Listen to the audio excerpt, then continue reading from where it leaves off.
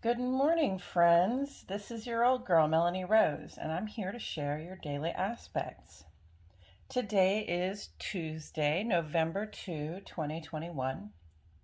Samhain blessings, everyone. Today is the third of 5 days between solar Samhain, also known as Halloween, and lunar Samhain this Thursday, which comes to us with the new moon in Scorpio. Samhain is the traditional New Year, so this is the time to set ourselves up for a fresh start. Many of us cleanse and bless our homes at this time. It is an appropriate time to honor our ancestors, those beloved and admired people who have passed on from life. And it is also a good time to rededicate ourselves to our spiritual paths. Spells for protection, banishment, and divination are especially potent at this time, as well as shadow work for personal growth. The moon is in Libra all day today. In our hearts and homes, we seek harmony, balance, and accord. The overlap between the moon and Libra, which is ruled by Venus, has to do with our domestic partners, those people we value so highly that we keep them close to us. It's appropriate at this time to reach out to our loved ones and enjoy their company. The waning crescent energy of this moon invites us to shed the things that no longer serve us in anticipation of the new moon this Thursday, when we begin again to plan and create under Scorpio's influence. The sun has been in Scorpio for just over a week now. Like a tree that has lost its leaves, this sign will shine a bright light on those parts of us that usually go unseen. This mostly applies to our inner life, as Scorpio's search for core truth leads us to notice any hidden impulses or deep desires we have that we don't regularly act on. Scorpio has the power to compel us in the direction of our dreams, and these few days before the new moon give us an opportunity to really dig into our own long-held feelings and interests so that we can plan the transition from last year's me to this year's me. Whatever and whomever we have been in the past, we have an excellent opportunity at this time to shed those inner life facets that no longer serve us and emerge from the new moon as a better version of ourselves than before. This Wednesday evening through Friday evening, the moon will be in Scorpio. This is in addition to the sun and Mars being in that same sign, moon, sun, Mars. So the outer life, the inner life, and our personal sense of initiative will be hanging out together under the same energetic influence. I can't think of a better time than Thursday and Friday, as the moon is new and begins to wax again, to manifest for changes in our lives that bring us closer to our dreams. Okay, let's look at these planets and aspects before we get into interpretations. We have the sun, which is our outer life. That's who we are in the civic, social, and work sphere. It's the person that people meet when they first get to know you. And then we have our inner life. This is who we are on the inside, our thoughts, feelings, and fears, our intuitions. It also applies to our domestic space, so who we are at home with, how we are at home, and our home itself. We have Chiron, which is an asteroid that represents how to heal. Mars is our personal sense of initiative, the go-get-em, the will to act in the world, our ambitions and drives. Mercury, the intellect, especially on the day-to-day basis, our thoughts and our communications with other people, the plans we make, and the traveling around that we do. And Pluto, extremes, death and rebirth, endings and beginnings, big changes. Saturn is here, structure and stewardship. In other words, those things we set in place to take care of ourselves and the responsibilities that we signed on for to maintain those things we put in place to take care of ourselves. We have Uranus here, and that is change. Uranus likes to encourage us to do things differently. And Venus is on board. That's love and money, or how do we relate to those things and people that we value the most?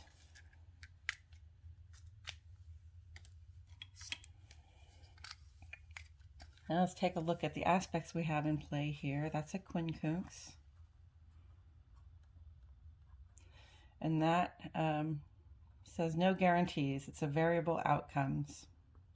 Sort of a wobbly relationship. Neither good nor bad. We have a square, which represents the potential for challenges. We have a trine,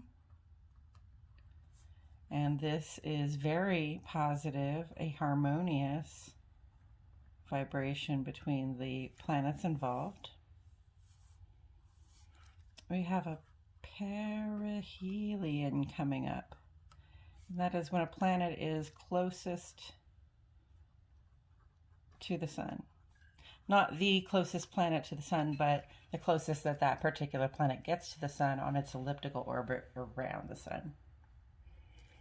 These funny little arrows are called ingress. It's a transit word. It just means that that planetary body is moving from one sign into the next sign. And this here is a sextile, another positive aspect. These energies are cooperative, and cooperation makes things happen. Okay, so those are the players. These are the plays. Let's get into some interpretation. In the ongoing column, we have Sun, quincunx, Chiron. So, you know, taking that deep dive into our own shadow, which is what we've been encouraged to do, especially this week, can have the effect of making us more sensitive to the perceptions of other people. It can feel intimidating to share too much of ourselves due to fear of rejection. Our sense of well-being may be feeling somewhat fragile, so it's a good time in the outer life to bring our focus to building on our strengths, while those seeds of change we have planted in our hearts take time to germinate. This is day 2 of 2 of this aspect, so it's on its way out. Sensitive to perceptions of others. And again, I'm keeping this Mars and Scorpio up here on the radar for us.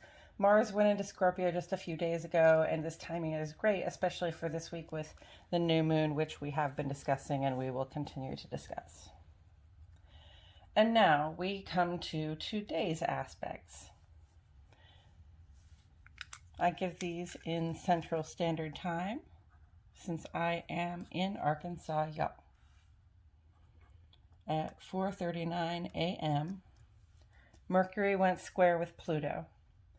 It's easy when Mercury and Pluto get together for us to find ourselves going to some extreme in our thinking and perceptions of the world, or being somewhat forceful in our desire to communicate something important to us. With a square aspect, this naturally doesn't come across very well with the other people. Try not to get attached to any theories that are based in speculation and may seem outrageous. The evidence on offer for those things is usually flimsy at best. This is a 2-day aspect, and I encourage you to go easy on yourself and others, especially when it comes to our thoughts and communication. And I'm just going to put down here that we're going to tend toward extreme ideas. Perhaps even conspiracy theories, if you will, and let's just try not to buy into those things, full-heartedly. Especially if it's a new idea, it's something you've never heard of, and then somebody's got like this whole deep and detailed explanation of how this outrageous thing is probably true. Just grain of salt that. Put a little bookmark in it and come back to it later, see how you feel. And then at 6:31 a.m., the moon went trine with Saturn. Harmonious strength and stability on the domestic front. We take care of our hearts and homes with diligence and practicality. This aspect takes 2 hours and encourages us also to reach out to our parents and grandparents, or whoever those people are who supported us while we were growing. Let's see. Strength, stability on the home front.